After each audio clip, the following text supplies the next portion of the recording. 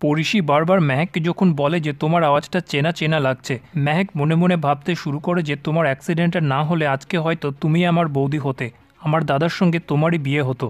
একটু পর গীতা স্বস্তিককে ফোন করে যখন বলে যে পড়শি এখনও স্বস্তিককে খুবই ভালোবাসে আর তার জন্য গীতার খুব কষ্ট হচ্ছে, যেটা শুনে স্বস্তিক রাগ দেখায় আর বলে যে তুমি আমাদের মাঝে তৃতীয় ব্যক্তি নিয়ে কথা বলতে এসো না, তা না হলে আমি পড়শিকে তার বাড়িতে দিয়ে চলে আসবো। অন্যদিকে পঙ্কজ পুরো সিনহা পরিবারকে বলে যে আপনাদেরকে আমার সঙ্গে থানায় যেতে হবে, যেখানে অধরার সঙ্গে পঙ্কজের ভীষণভাবে কথা কাটাকাটি হলেও শেষমেশ তাদেরকে পঙ্কজের কাছে হার মেনে থানায় যাওয়ার জন্য রাজি হতে হয়।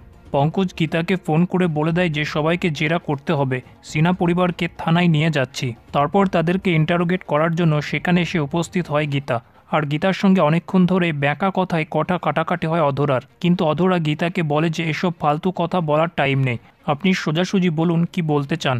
গীতা মিনুর খুনের ব্যাপারে জানতে চাইলে অধরা খুব সুন্দর একটা কাহিনী সাজিয়ে বলে দেয় যে ওর খুন হয়নি, ওটা একটা অ্যাক্সিডেন্ট ছিল। তারপর গীতা তাদেরকে বলে যে কি করে এই ঘটনাটা অ্যাকচুয়ালি ঘটেছিল আর তাদের দুরাচারের শিকার হয়েছে মিনু, কি করে মিনুকে নৃশংসভাবে তারা নিজের শিকার বানিয়েছে। আর পড়শি এইসবে সাক্ষী ছিল বলেই মাঝরাতে তার স্বামী পড়শিকে তাড়া করেছিল। তারপর অধ্যায়ন এসব ফালতু গল্প বলে সেখান থেকে যেতে গেলে গীতা তার কলারে ধরে। অধরা বলে আপনি পড়শিকে বাড়ি না পাঠালে আমি আপনার নামে এফআইআর করব যে আপনি আমাদের পুত্রবধূকে আটকে রেখেছেন। গীতা বলে আপনারা সবাই মিলে মিনুকে মেরে ফেলেছেন আর সেটার জবাব আপনাদেরকে দিতেই হবে। অধরা বলে যে আপনারা আমাদেরকে আটকে রাখতে পারবেন না, কারণ আমাদের উকিল বেল অর্ডার নিয়ে এক্ষুনি আসলো বলে, তার উপর আপনাদের কাছে কোনো প্রমাণও নেই। অধরা গীতাকে বলে আপনি ভুল লোকের সাথে টক্কর নিয়েছেন, আমরা আপনার মতো বস্তির লোক নয়।